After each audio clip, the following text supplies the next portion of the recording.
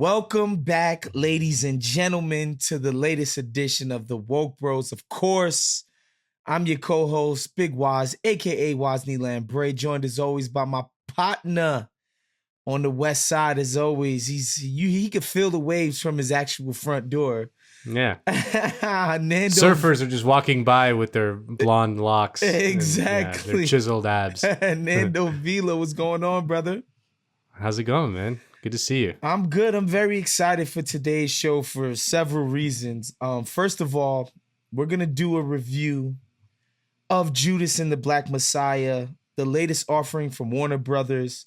You can catch it on HBO Max. If there are movie theaters that are open in your town, you can catch it at the movies. It's about the life of Fred Hampton and the FBI informant who got him murdered, assassinated, executed. Like, there's no way to say this in a hyperbolic manner. That's what the feds, in assistance with the local police, did to Fred Hampton in Chicago in 1969. We're going to talk about the movie because the movie is fire. And we're going to talk about Fred Hampton's life because it's very relevant to what we do here on Woke Bros every single week. And so we're getting to that. But first, man, we planned on just dorking out on Fred Hampton in this movie, but Rush Limbaugh died this morning. We're recording this on a Wednesday morning. Rush Limbaugh died at the age of 70 years old from lung cancer. He announced his cancer about a year ago to his fans on his radio show and basically explained like the shit was terminal and he wasn't coming back from it. But he continued the show throughout the year. And, it finally came to a head today. First of all, I'm going to say, well, I won't say that I'm happy Rush Limbaugh died because the damage that he's done is already done and will be felt for, I'm talking about decades. Decades. We're going to be dealing with the fallout of Rush Limbaugh's contribution to the discourse. But I'm certainly not sad. I'm certainly not going to sit here and pretend that I'm mourning, pretend that this is at all a bad thing, pretend any of those things. This dude did harm to the American society. He did harm to our politics. He did it intentionally to empower himself, to enrich himself. And don't get this twisted. Rush Limbaugh is an arm, was a mouthpiece for the corporate interests, the power elites of America. And he did that. He made sure to, protect their interests by sowing as much hate and vitriol amongst white Americans against these other type of Americans, as much of them as possible. Yeah. Best believe Rush Limbaugh never had a bad thing to say about a corporation. He never had a bad thing to say about the power elites outside of the Democratic Party. He never had a bad thing to say about any of the ruling class, ever, ever, ever, ever. He always targeted his hate and his vitriol to the most powerless, the most disenfranchised in the country. That's what his job was. His job was to explain to poor white people, if you do have problems, in so much that they are the problems manufactured by niggers, spics, and fags, period. Period. That's what his job was. And so, no, we don't mourn Rush Limbaugh today, but we do. And I know Nando is going to be able to basically explain to you what the fairness doctrine was and how important it is to the rise of Limbaugh, because he came to prominence in the 1980s during the Reagan era. And he became extremely popular in talk radio, what we now affectionately call hate radio. And that's how he gained his power. And he weaponized all of this hate, fears, and anxieties to the benefit of the ruling class. And he did so masterfully. And yes, he enriched himself. This dude, I wouldn't be surprised if he's $100 millionaire by the time he died. This dude got extremely rich off of the work that he did. So he enriched himself, he enriched the ruling class, and we are all worse off for it. Yeah, I mean, Rush Limbaugh, I forgot that he kind of was still around because he's not as prominent in the culture war as he used to be, like in the 90s when Al Franken wrote a book called Rush Limbaugh is a Big Fat Idiot. The joke's on Al Franken. We're living in Rush Limbaugh's world. We're living in the world that Rush Limbaugh created, essentially. He is one of the original guys in that kind of insane right-wing media ecosystem that we all know and love today. Rush Limbaugh walked so that Sean Hannity could run. And Laura Fox News, Ingraham, Hugh Hewitt, all you those name guys. The OG was it. Rush. Michelle Malkin. What's the crazy blonde lady's name? Ann Coulter. Ann Coulter. Candace Owens. None of these people could exist without the work of Rush Limbaugh. He is the OG in that sense. Like you said, he came to prominence in the 1980s during the Reagan era, which was kind of the birth of the right-wing reaction, which we're still kind of seeing the end of, but has been the dominant stream in American politics since around 1980 when Reagan won. And yeah, like you mentioned briefly, in 1987, the Reagan administration repealed something called the Fairness Doctrine, which was an FCC regulation that sort of regulated the public airwaves, meaning the TV signals and the radio signals. And it was an attempt from the government to do some sort of regulation as to the type of news and information that can be broadcast on its airwaves, right? Because the airwaves are sort of owned by the government and they're licensed to corporations like ABC or CBS or whatever radio network there could be. And it was flawed and it wasn't perfect or whatever, but it did sort of try to create a certain balance in the type of news that you would get, especially on these airwaves. The Reagan administration basically ignored it and then repealed it in 1987, which was one of the reasons why right-wing talk radio, which is still a very powerful force in American life, was the precursor to Fox News, which is, obviously, as everyone knows, an incredibly powerful force in American life. And when we talk about things like fake news on social media and, QAnon and all that stuff, that doesn't exist without this insane right-wing media ecosystem, of which Rush Limbaugh was probably its biggest ever star.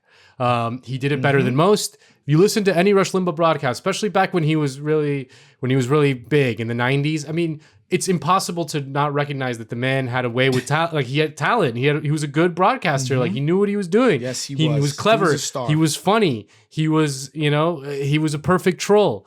And so much so that ESPN gave him a job on Monday Night Football and a sort of analyst job because he was so big and powerful that they felt like they could use him to attract like a certain type of audience to their network. Obviously, it ended spectacularly bad, as you could have predicted. But like that's how big Rush Limbaugh was.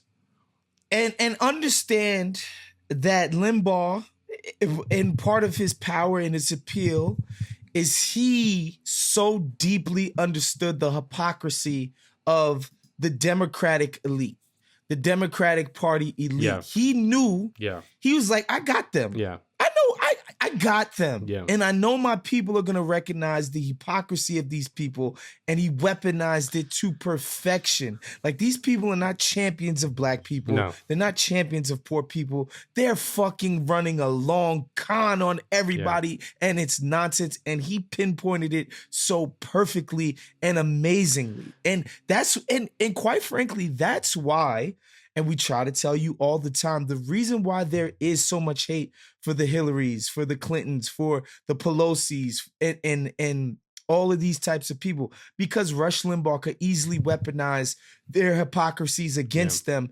And his people understood it perfectly. It was like, he is right about that for sure. Yeah, the libs get owned because the libs deserve to be owned. The problem is when the right wing does it, they're full of shit. But the owning is still kind of valid, if that makes sense. They just they're coming at it for the wrong reasons and from the wrong direction.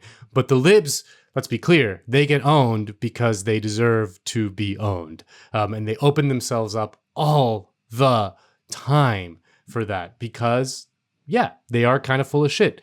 The sort of stuff that they propagate and they claim to care about, they don't actually care about, which is why it's so easy to point out their hypocrisy on issues like race and poverty, right? Like, they don't actually give a shit about black people or the poor,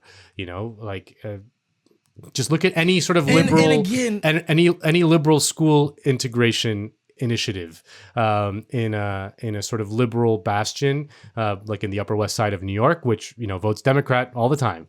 Never. They don't like it when there's school integration, when their kids have to go to school with the icky black No. kids from the outer boroughs. They don't like that, Yeah, or from uptown. They don't want that. And again, when your message as liberal elites in the Democratic Party is essentially you're appealing to some type of moral authority, some type of moral high ground that you stand upon, and most of it is based on racial harmony and economic equality, and you're fucking rich as hell and you live in the fanciest parts of America, and there are no black, brown people. There's none of that there. There is no economic equality there. It's so easy for somebody to weaponize that hypocritical stance and just make you look like a fool to an audience who's like, wait a second, these people are lecturing me in my life and my struggles on how to be racially enlightened and all of this stuff, and these motherfuckers live in the Upper West Side, not a Negro in sight. Nah. I don't want to hear anything else they have to say. And and again, Rush Limbaugh, can't say it enough. I think we would have been remiss if we didn't talk about Rush and his role in all of this. And so yeah, man. Not gonna say Rush. Pour one out for the OG.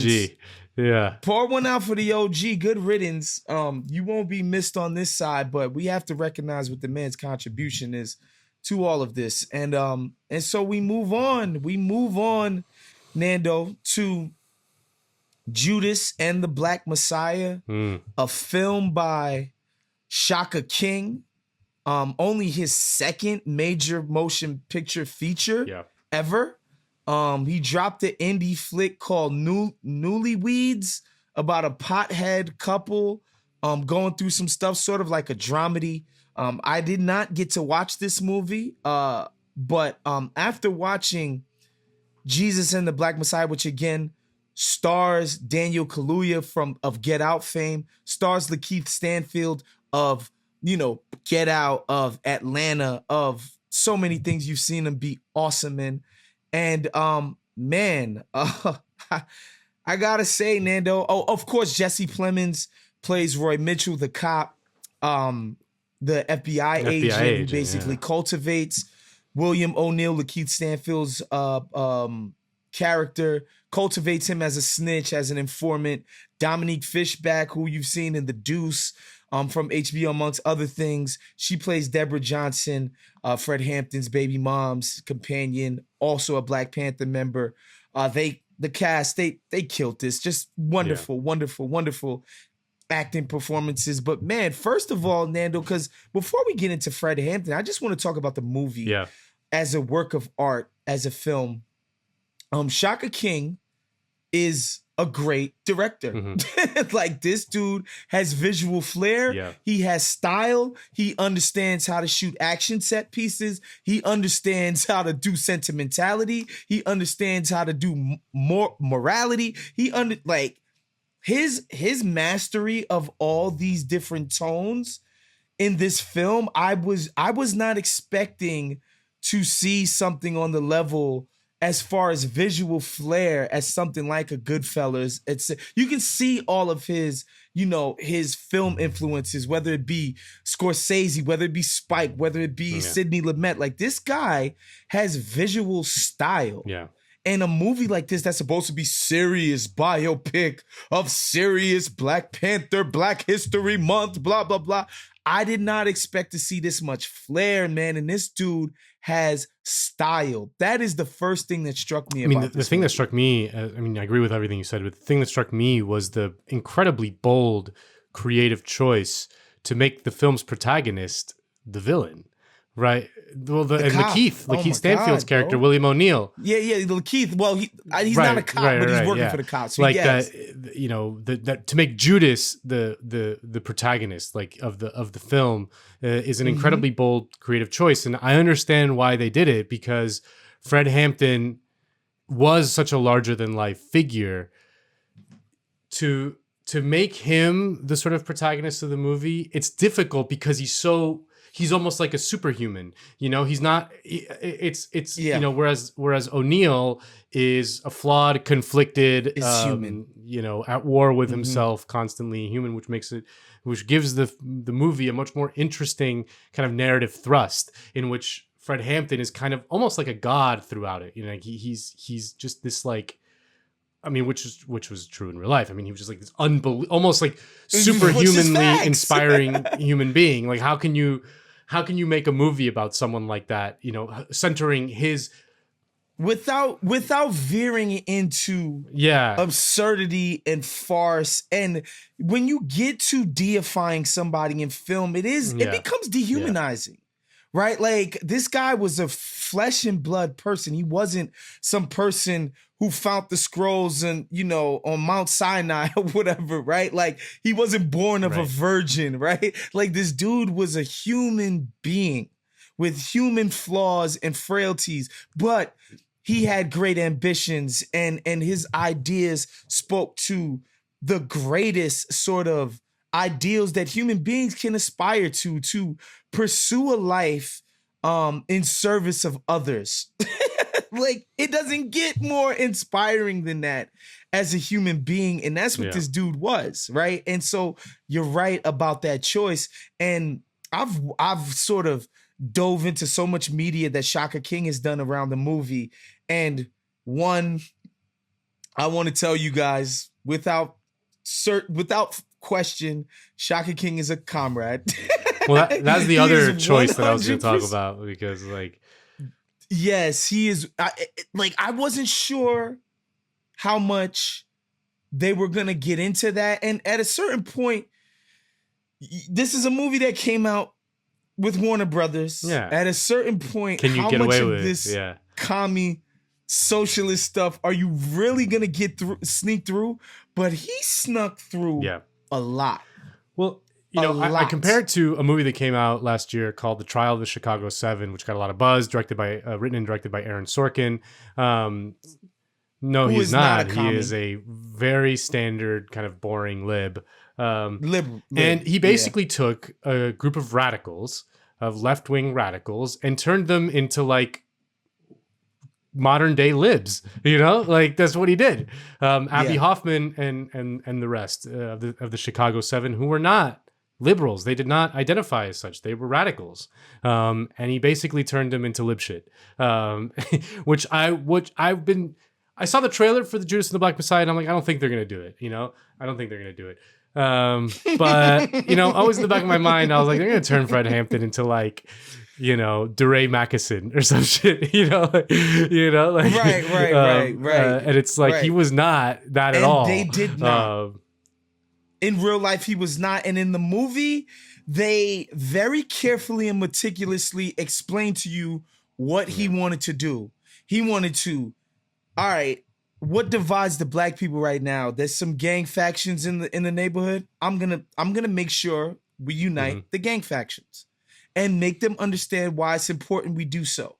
Why they need to understand that we will accomplish way more shit together than we will apart. And so they're like, all right, go out. And he goes out and he talks to Chicago gang members, and in such a beautiful way. And then of course it leads up to that scene, which I know you have something to say about, with the young patriots who are essentially hillbilly migrants from the South living in the northern part of Chicago, poor part of Chicago. At the time, media reports called it dilapidated, drug infested, basically how they talk about all poor people in the mainstream media. And he goes up there, and they're traditional Southern guys. They got their Confederate flags. They're doing all of this stuff. And Fred Hampton says, yes, we were the slaves. You guys were the overseers, just as poor as us, but your station was a little bit, higher than us in society. But he says, what if the overseer would have gotten with the slaves and cut master's throat?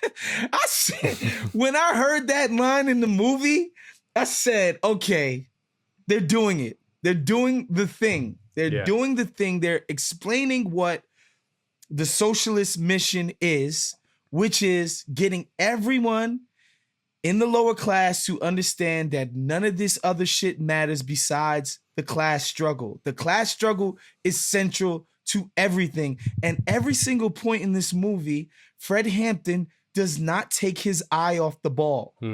It's about poor people against the people who are oppressing us, the people who are in the ruling class. And the fact that they did that in this movie, man, I'm not gonna lie, I got emotional. Yeah. Those scenes where he came back from jail and he said, "Where there's people, there's power." Yeah. I said, yo, they're doing it. They're doing the freaking thing. In that speech where he kept saying, "I'm high off the people." Yeah. That's what gets me going. That's what gets me moving. What gets me out of bed every single day is the thought of the people getting united and getting their just due. I hate to sound like a sap, Nando, but this movie made me very, very emotional. I was deeply moved by it. Just the message of it. Yeah, I mean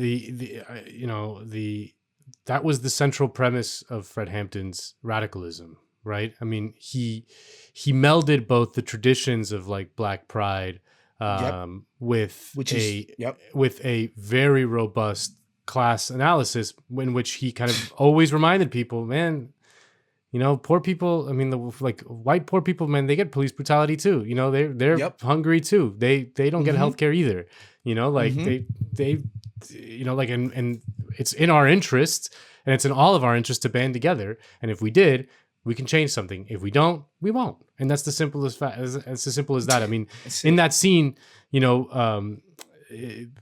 young patriot leader, a guy named Preacher Man, was standing in front of a Confederate flag, and one of the Panthers is like, "Yo, what the fuck?" Rightfully so. I understand. It's a provocation to a black person, and Fred Hampton just walks right by it. He doesn't even give a fuck. He could care less about the symbols that are being because it's a distraction. Espoused. It's a distraction. But I did want to talk about the Young Patriots because, yes, please. In the movie, and I understand why they did it. I mean, they didn't explicitly say it, although they hinted that they might be kind of like a modern day, like a right wing kind of Tea Party group or something. And the Young Patriots were leftists. They were on the left. Explicitly so. Explicitly so. They were not a white supremacist organization. They were not a conservative organization. They were not a right-wing organization by any means. They were, like you said, they were a group of essentially Appalachian hillbillies who had moved to Chicago in the middle of the 20th century when there was a huge migration off of rural areas to the cities after the New Deal. But they arrived in the northern industrial centers and found poverty, essentially. They were just as poor as almost any other kind of immigrant group, and they were seen as, they were demonized as essentially toothless hillbillies by the city's white establishment. And working with the Students for Democratic Society, SDS, they founded the Young Patriots as a way to organize these poor white communities under explicitly anti-capitalist lines and explicitly black solidarity lines.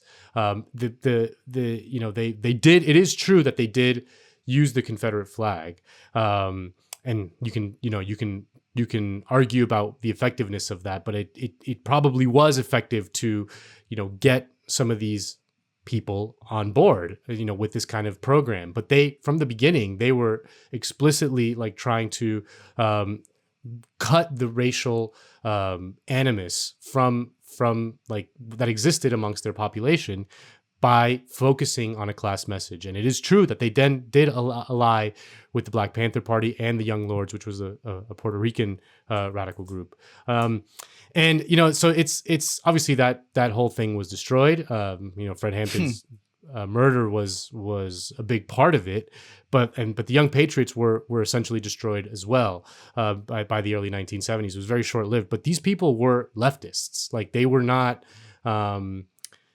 right wingers who were won over by the Black Panthers. They were kind of founded on explicitly as a way to change that dynamic, to sort of create a multiracial working class alliance, and I just find their history very interesting, and obviously very, it's forgotten and it's been kind of erased from the history books. And I liked that the movie brought it back to the fore, because that was at the core of Fred Hampton's message. He's like, listen, man,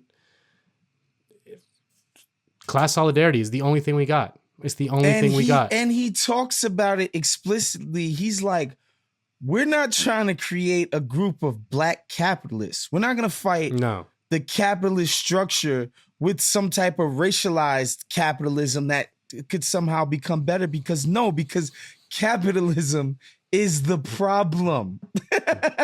Yeah. That's what the entire problem is. So we're not going to come up in here and indoctrinate people to be black capitalists. No, we're explaining that the only solution to the capitalist problem is socialism. Yeah. You understand what I'm saying? Like, and it's to get people to understand that, like, and it's the only solution to black oppression. Yes, period. It's not, black oppression will never be solved, and we say it all the time, by 10 more Oprahs, Jay-Z's, Michael Jordans. Yeah. That will never solve the problem, y'all. Like, that's not how we get out of this. By nature of being a billionaire, only but so many people get to be that.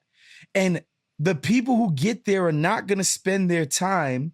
They're going to be like, oh, I'm a billionaire now. So now I dedicate my life to giving jobs and livable wages to the myriad of poor black people out in the world. Like, Oprah, Jay-Z, and Puffy haven't decided that what they're going to do is uplift the poor black people of America. That's never going to be the case. They're going to be like, here's a job at Ciroc. Yeah. And I'm going to underpay you, by the way. And I'm going to give you as little benefits as possible, but you get the clout of being tied to my celebrity. They're just capitalists. They're all just capitalists who happen to be black. And the FBI is fine with them. And the FBI. The FBI is not afraid of Jay-Z. Never harass Jay-Z or Puffy for being Puffy and Jay-Z.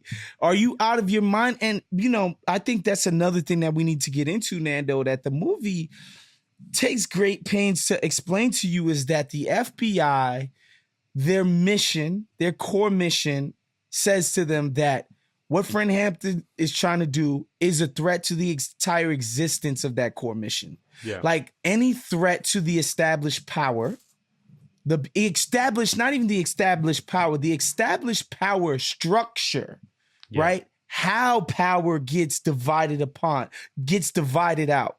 Any threat to that structure is a problem and is anathema to the existence of the FBI. Because, again, what the movie I think is trying to explain to you is that the state is an instrument of the power structure. The state is not what it's supposed to be, meaning a check on that power. No. It's supposed to be a check on that power, but instead it works in reverse.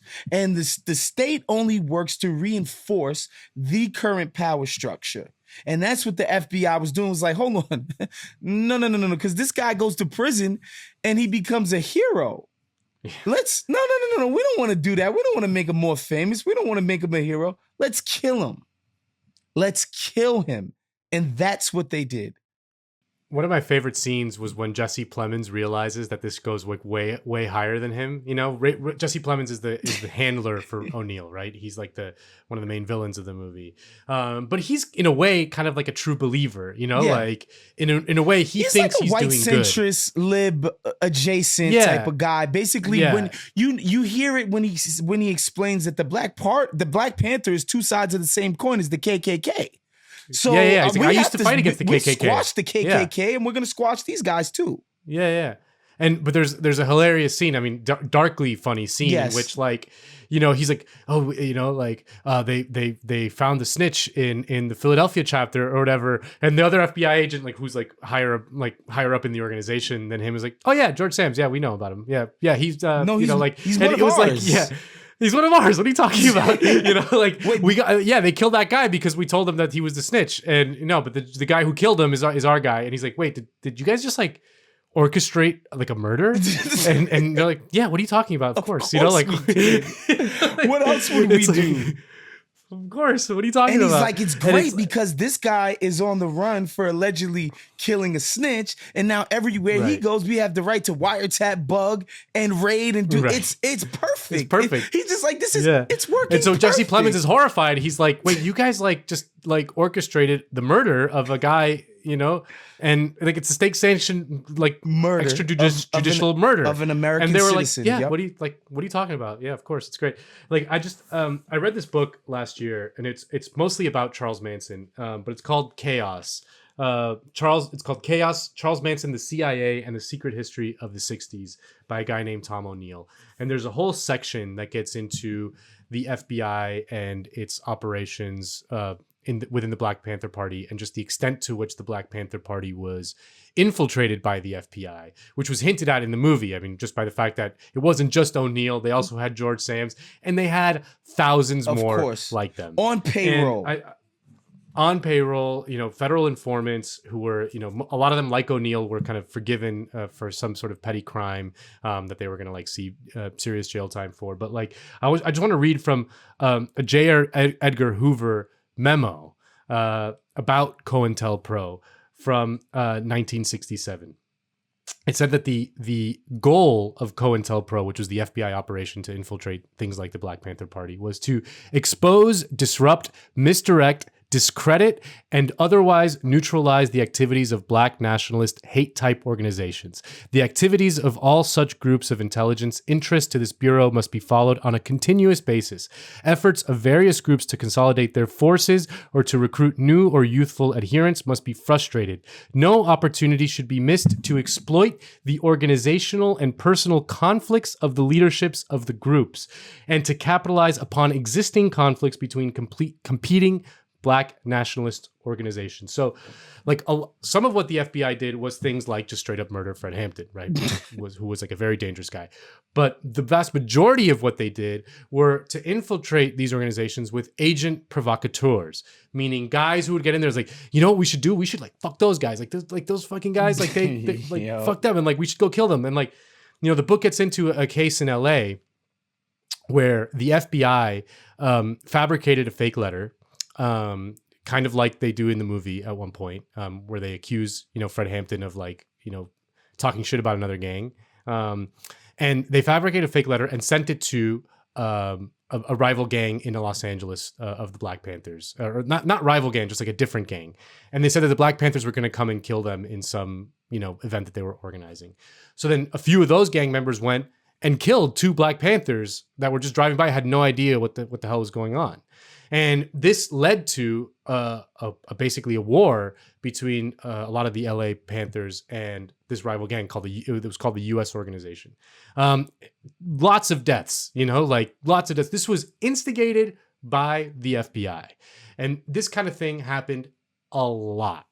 Like any sort of left-wing organization, you talk about like, oh, the left always fights against itself around sectarian kind of differences. It's like often those differences are being exploited by the feds and stoked by the feds. Exactly. And it's fascinating to read the history because, you know, in the Trump era, I think that the FBI, things like the FBI and the CIA positioned themselves as brave heroes of America against Trump. Insane. You know, and a lot of liberals went along with it, you know? Insane. Like they were thought like Robert Mueller was bae. Remember like All I Want for Christmas is a Robert Mueller? Is insane. Robert Mueller was Superman, Batman. And like the only thing that Donald Trump represented a disturbance in the order.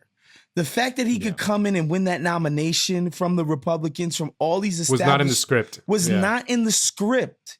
He was just such a disturbance in the established order. Not that he had bad politics. Not that he was, you know, somehow, you know, dangerous. It's like, no. He doesn't come from the farm system. So, no, we can't be anything but against somebody who threatens the established order. That's it. The order has been established. And so any interruption to that would be a problem. Like man, like obviously like everybody else who listens to this, I'm sad that Bernie did not win the nomination. But just imagine just look at the little tactics the deep state used against Donald Trump, who did nothing but show up and do what?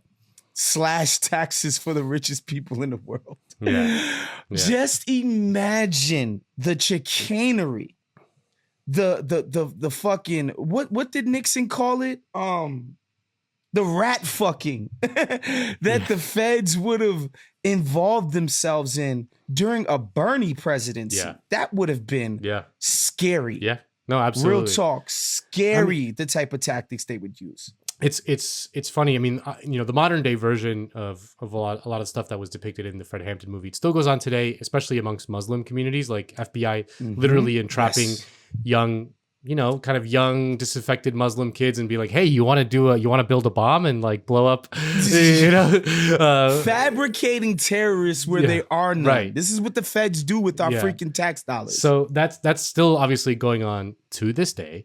But I want to talk about a little bit that the FBI in the 1960s was explicitly terrified of the Black Panther Party making any sort of alliances and solidarity with poor whites. And one of the things that they were very focused on was Hollywood. So when the Black Panthers kind of were formed in California in 1966 in Oakland, in Hollywood, kind of liberal do-goody Hollywood, they became kind of like a very inspiring organization. Like Jane Fonda, Warren Beatty, all these types were part of something called the White Panther Party, which was kind of like a solidaristic kind of expression. Jane Fonda was out of her damn mind, by the way, in the 60s. That lady was willing to do some she crazy went to Hanoi. shit. Yeah. Oh my Lord, man. And one of these organizations in Hollywood was called the Peace and Freedom Party of California, and they were explicitly allied to the Black Panther cause. And a lot of like Hollywood celebrities and liberals and stuff like that were involved. And this is from another internal memo from the FBI, talking about the problem of these white allies to the Black Panther Party. It said, the Peace and Freedom Party has been furnishing the Black Panther Party with financial assistance. An anonymous letter is being prepared for bureau approval to be sent to a leader of the PFP, this white liberal organization, in which it is set forth that the Black Panthers has made statements in closed meetings that when the armed rebellion comes, the whites in the Peace and Freedom Party will be lined up against the wall with the rest of the whites.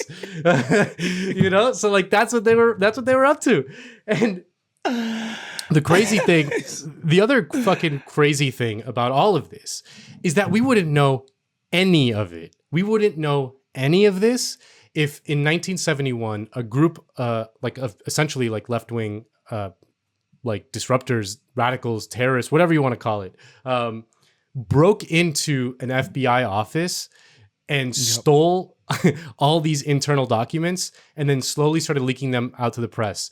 The FBI spent decades trying to find these people, and they never did. They came out in 2014 and revealed themselves as the people who broke into the FBI offices to steal all these documents. That's how we know that about the Fred Hampton operation. That's how we know about all of this shit, is because a group of people essentially burgled. Know about COINTELPRO, all of this stuff. It became public because people burglarized the FBI. It's crazy.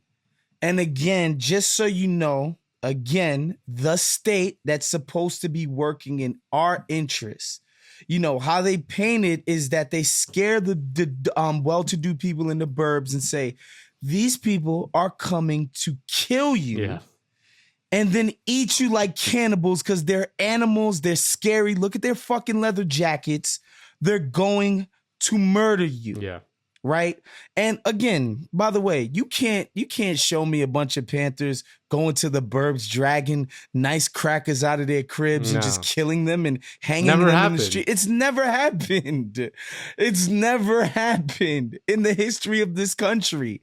And I think the film does a great job of showing you the depravity of the FBI and the aims of the FBI, right? Like what they actually cared about, not protecting, our well-to-do, nice white suburban citizens. It's like, no, if these people really start rabble-rousing in this type of way, in explaining to the whites that their real enemies are the people at the top? No. Can't have that. Who knows what type of people they'll elect to office? Who knows what type of people they might try to kill? Who knows what type of people, this rage amongst the lower class, who they might actually target it at when they're not targeting it at Mexicans, Native Americans, Black people, Puerto Ricans, et cetera, et cetera. I thought the film was brilliant in doing that. And again, if you read some of the accounts that Shaka King has given to different media outlets, he was like, yeah, I was basically, I got the idea to do a story basically like The Departed, except it's based in the Black Panther Party and this informant that got Fred Hampton killed, because he's like, you kind of need that structure of, the sort of action thriller type of heist movie type of situation in order for you to get it made. And he's like, I wanted to show the mirrors. He explicitly has said one person represents capitalism, being self-interested, being greedy, being all about yourself. The other person represents socialism, aka working towards a common good, aka good versus evil. I can't tell you how I'm just telling you, this Shaka King guy has earned my respect, my love, my admiration. I'm going to be paying attention to everything he does going forward, because to Trojan horse this type of message into this level of movie is just, it's amazing. It's amazing. Yeah, I mean, it's amazing that the movie's fun and entertaining. It's not like a preachy sermon. It's not preachy at all. No, and, it's Fred Hampton just explaining like, yo, man, people need shit. And they can't get it because the people at the top will never give you anything. You have to fight these fools for it, and you have to band together, and that's the only way you'll wield any type of power.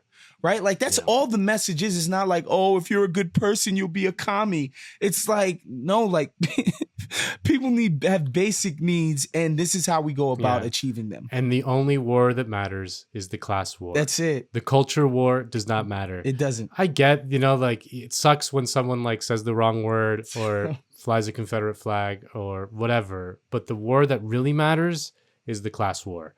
Everything else is just noise to distract us, to divide us, to make us weaker. I mean, that was the power of Fred Hampton, a guy who was like 20 years old when he was talking about this shit, and had read all of the radical texts. He'd read Marx. He understood the sort of left-wing traditions that he felt in the part movie. of. They quoted Chairman Mao at one of the freaking like they are literally like in the context of China is great. Then here's why. They quoted Chairman Mao. Man, it's insane, dude. It's insane. This movie. Yeah.